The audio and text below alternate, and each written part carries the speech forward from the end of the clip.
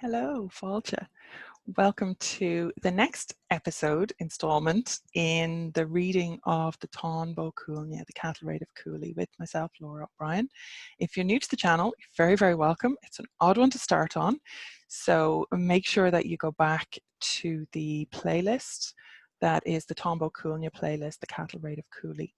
And you can get this from the very, very start. And there's also a post right at the start of that. There's a post in a video that is like an introduction as well. So we are in the middle of part 17, which has a couple of different episodes. So I think the last one we did was the slaughter of the youths of Ulster. And at the end of that, they talked about the Scythed Chariot. So we are going to look at the Scythed Chariot today. And this is episode 17b.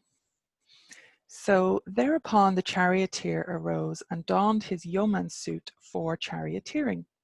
Of this yeoman's suit for charioteering, this is what he put on him: his soft kirtle of skin, which was light and airy, which was smooth and sparkling, which was stitched and of buckskin, so that it hindered not the movements of his arms outside. Over that he put outside an overmantle of raven's feathers, which Simon Magus had made him as a gift for Darius Nero, king of the Romans. Darius bestowed it upon Concor, Concor gave it to Kukulen, and Kukulen presented it to his charioteer. Now, this to me is an indication, as we have kind of had hinted really, that Lugh may be more than just a charioteer.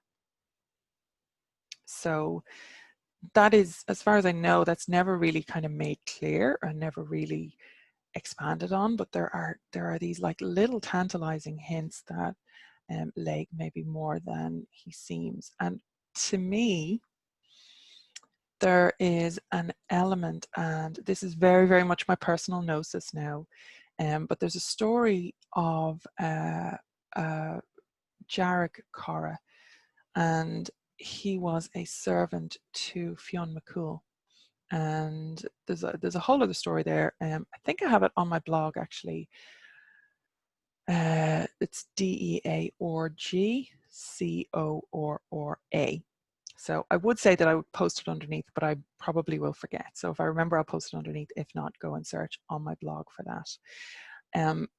For the story of Jared Carr, or just search in Google. You'll find it, I'm sure. It's not well known, but there is this kind of hint of this like service to a hero. And like if it wasn't for Lugh, Kukulen would have been rightly fucked a long time ago, right? And he really relies on, like, this whole thing about Kukulen doing things single-handedly. He really, really relies on Lugh. And I just have a sense that there's something, I don't know what, but there's something more to that character or that entity than has kind of survived down into it. So, or he could just be, you know, dressing fancy in a raven cloak. Who knows?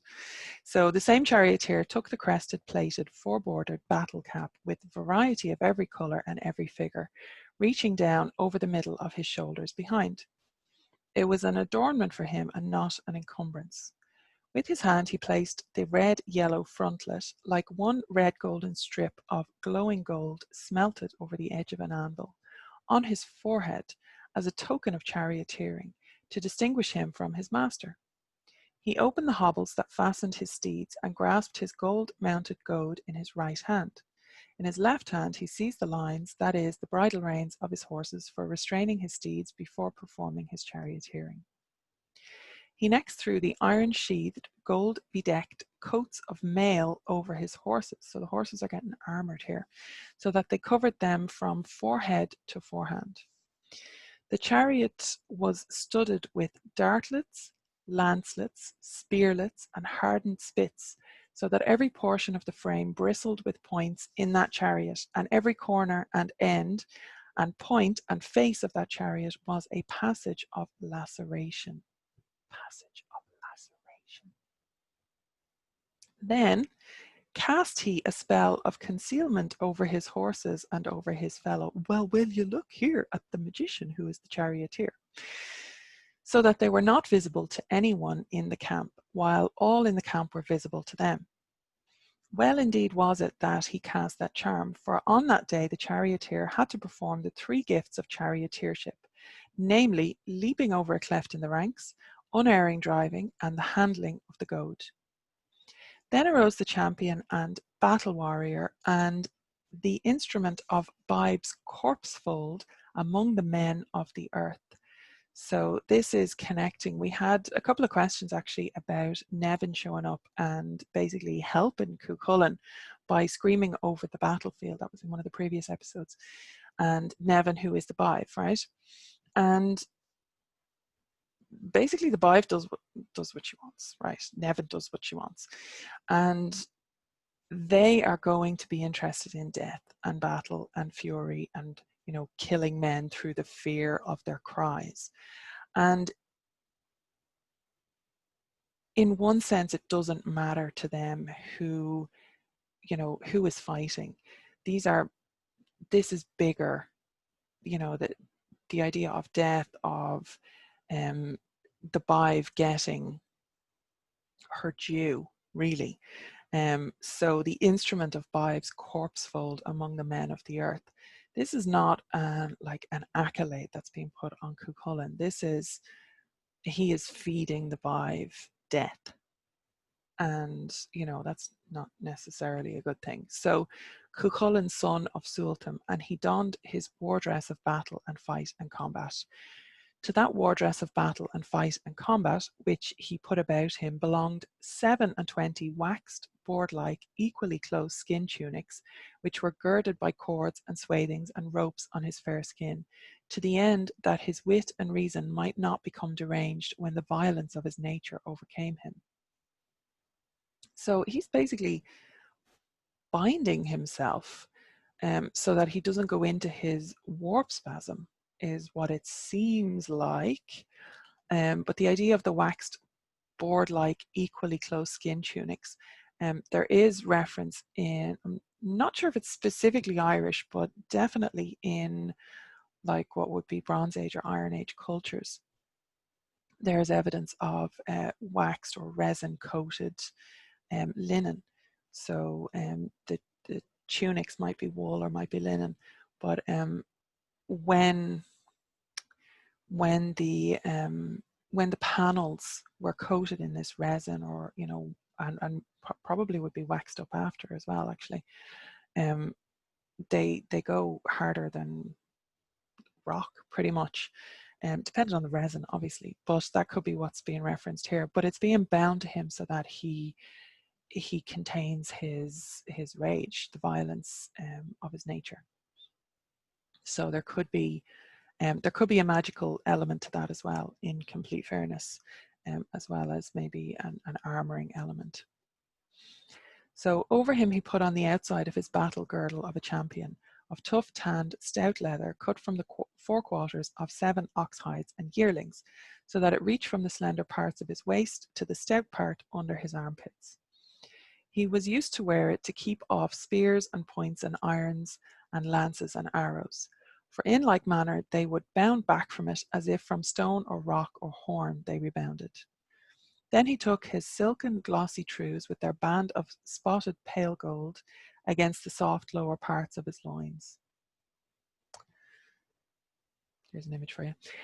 His brown, well-sewn kilt of brown leather from the shoulders of 4 ox hides of yearlings, with his battle girdle of cowskins he put underneath over the shining silken trews on the outside.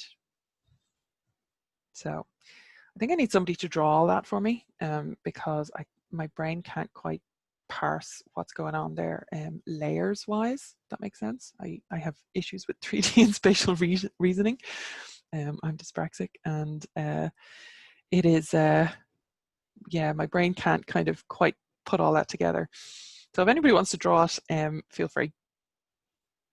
But you know, don't necessarily draw Kukulen. I'm not commissioning a Kukulen fan art here.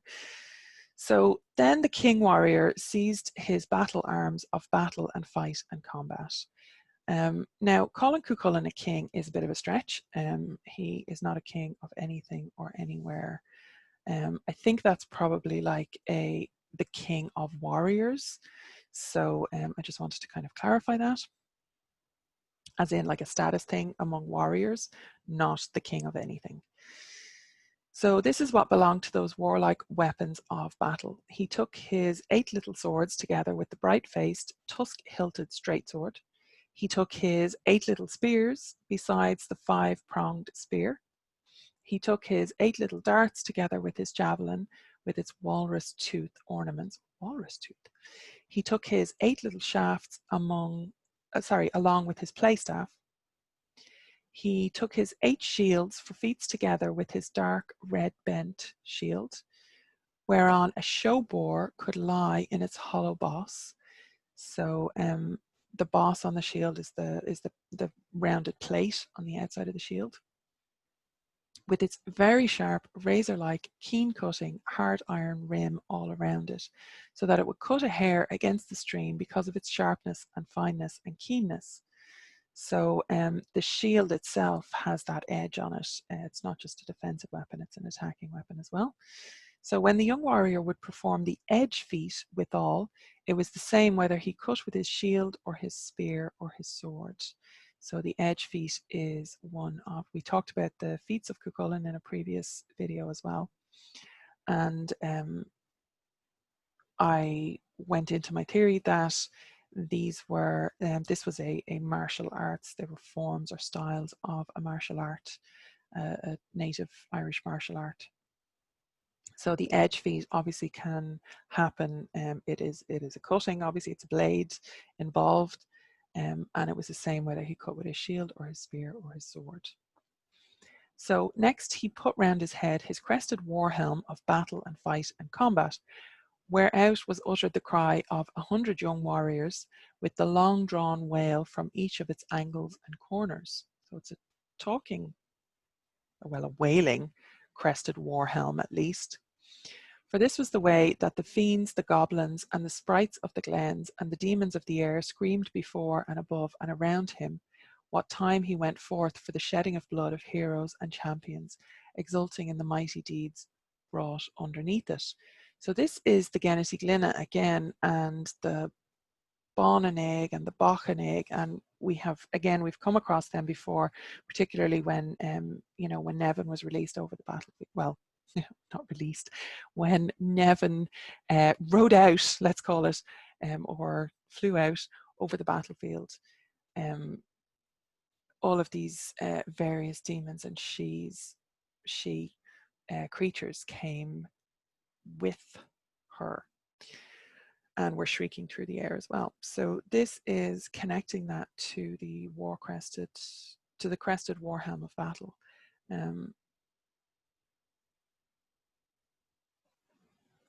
Which it seems to be saying that that they were called by the wailing of 100 young warriors that happened through the war helm, or they inhabited. I think maybe they were called, or like maybe summoned by it, or drawn to it at least, so that they screamed before and above and around him. So that could be what that's saying there. His veil of concealment was thrown over him then, of raiment from Tir Tarngera, the land of promise, which had been brought to him as a gift by Manannán, son of Lear, the sea, from the king of Tir na Sorcha, the land of light. Now that's interesting, I forgot that was there. So he's not just being helped by Lugh, who we think is Lugh. He also has a gift from Manannán, brought to him as a gift, but not from Manannán. The king of Tir na Sorcha, the land of light, which is an otherworldly realm, has given it to Manannán to give to Kukulen, is what that looks like.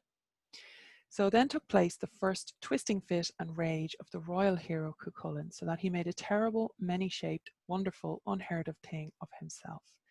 His flesh trembled about him like a pole against the torrent, or like a bulrush against the stream, every member and every joint and every point and every knuckle of him from crown to ground. He made a mad whirling feat of his body within his hide. His feet and his shins and his knees slid so that they came behind him. His heels and his calves and his hams shifted so that they passed to the front. The muscles of his calves moved so that they came to the front of his shins, so that each huge knot was the size of a soldier's balled fist. He stretched the sinews of his head so that they stood out at the nape of his neck, hill-like lumps, huge, incalculable, vast, immeasurable, and as large as the head of a month-old child. He next made a ruddy bowl of his face and his countenance.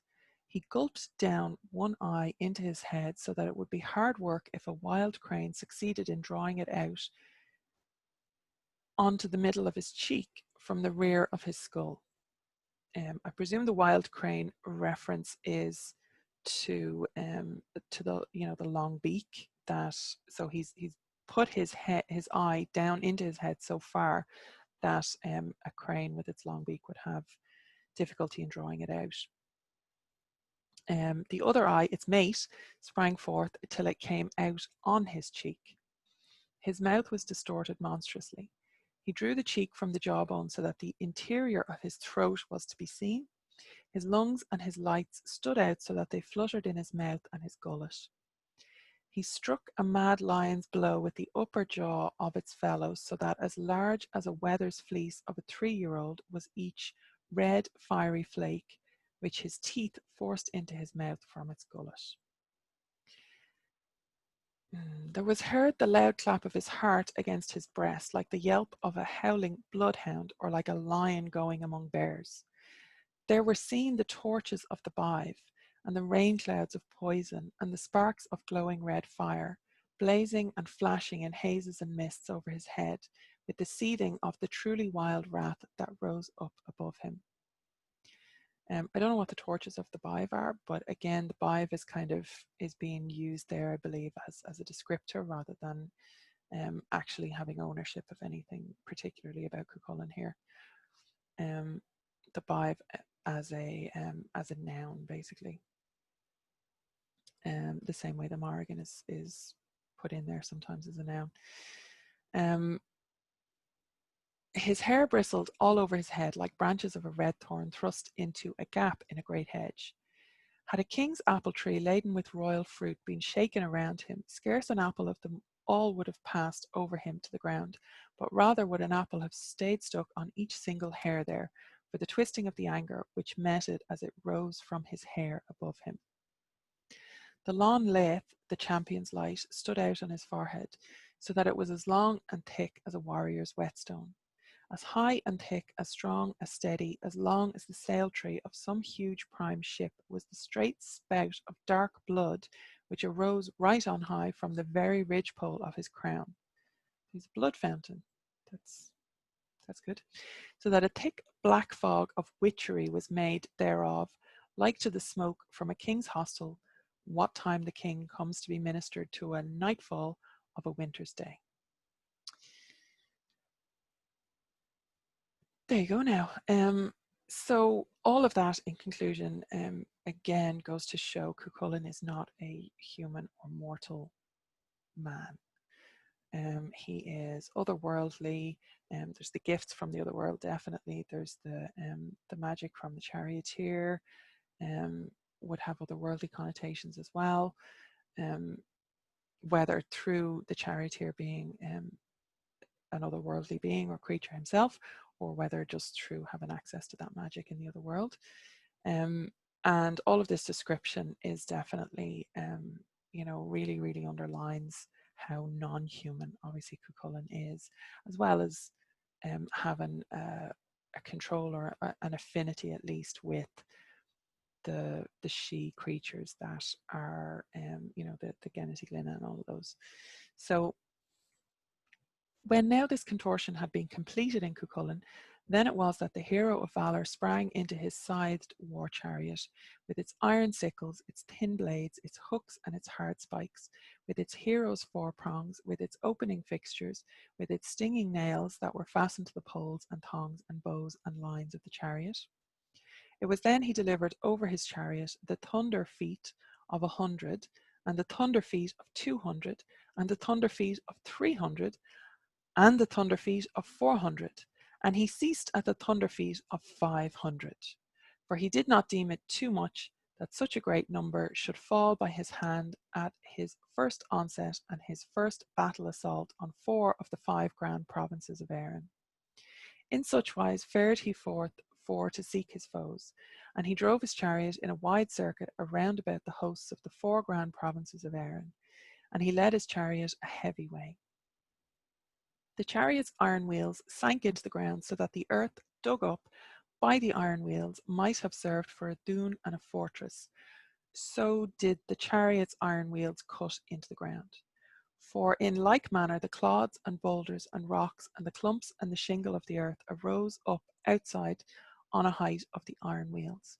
It was for this cause he made his circling hedge of the bive around about the hosts of 4 of the 5 grand provinces of Erin, that they might not escape him or get away before he would come on them to press a reprisal for the boys. That's the slaughtered boy troop.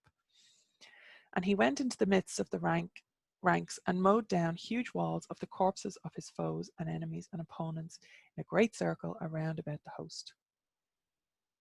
And he made the onslaught of a foe amongst foes upon them, so that they fell soul to soul, neck to neck, such was the closest of their bodies. Thrice again in this manner he circled them around, so that he left them in beds of 6 in a great ring around him, even the souls of 3 to the backs of 3 men in a circle around the camp. So the circling hedge of the bive, again, I think is probably reference to maybe like a martial arts move or a war strategy description or something to that nature, rather than, again, the bive being independently involved in that. It's being used as a descriptor. So the bive is representational of death, really, there. Would be my reading of it. Obviously, that's open to interpretation. So, hence, Sesroch Bresliga, the Great Sixfold Slaughter, is the name of this event on the Táin, and it is one of the 3 unreckonable events of the Táin, which were, to wit, Sesroch Bresliga, Imslige, Glenomnoch, the mutual slaying at Glenaman, having trouble with the English again, and the Battle of Garrick and Ilgarrick, only that here hound and horse and man were one to him. So I don't think we've come across any of those 3 unreckonable events before, except for this one, obviously, Sesroch Bresliga. So what others say is that Lugh, son of Ethlu, fought on Kukulen's side at Sesroch Bresliga. So this is the first time that we see Lugh actually named. We were speculating before that the description was of Lugh, the other worlds, the she-kin who showed up was Lugh. So this is the first time that Lugh is named as fighting on Kukulen's side. And again, you know, he definitely has this otherworldly support or help from the demons and all that kind of stuff. So their number is not known, and it cannot be reckoned how many fell there of the rabble rout. But rout, we had this before, rout, I think it is. But only their chiefs have been counted. Here below are their names to wit.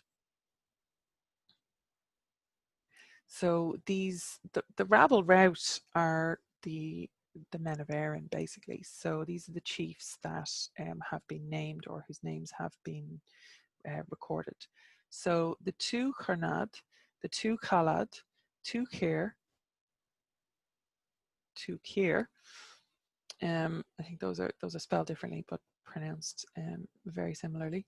2 Echel, 3 Crom, 3 Cur, 3 Combirge, 4 Focher, 4 Foracher, 4 Chasse, 4 Fota, 5 Car, 5 Kerman, 5 Coblach, 6 Saxon, 6 Duach, 6 Dare, 6 Dunca, 6 Damiach, 7 Rochad, 7 Ronan, 7 Rurhek, 8 Rochlad, 8 Roctad, 8 Rindach, 8 Corpre, 8 Malach, 9 Daggett, 9 Dare, 9 Damach, 10 Fiach, 10 Fiachach, 10 Felimich. 10 and 6 score kings, leaders and men of the land, Kukulen laid low in the great slaughter of the plain of Merhevne, besides a countless horde of dogs and horses and women and boys and children and common folk. For there escaped not a third of the men of Aaron without a lump or without having half his skull or an eye hurt or without an enduring mark for the course of his life. So this is Cukulen's revenge. This Scythed chariot is his revenge for the slaughter of the youths of Ulster. So we're going to leave it there for today. We have the appearance of Cukulen and Dovtach's jealousy still in. That's a short one. And Dovtach's jealousy, short enough. So we'll probably do those two together in the next one and finish up part 17 there. And then move on. So thank you for your time and your attention, and thank you for the support. I really appreciate it, and really appreciate all the subscriptions that have been coming into the channel and the love that we're getting on both this series and on the YouTube videos generally, since I've picked up the pace again with recording. So Gur Magat and Slán go full, and I will see you in the next video.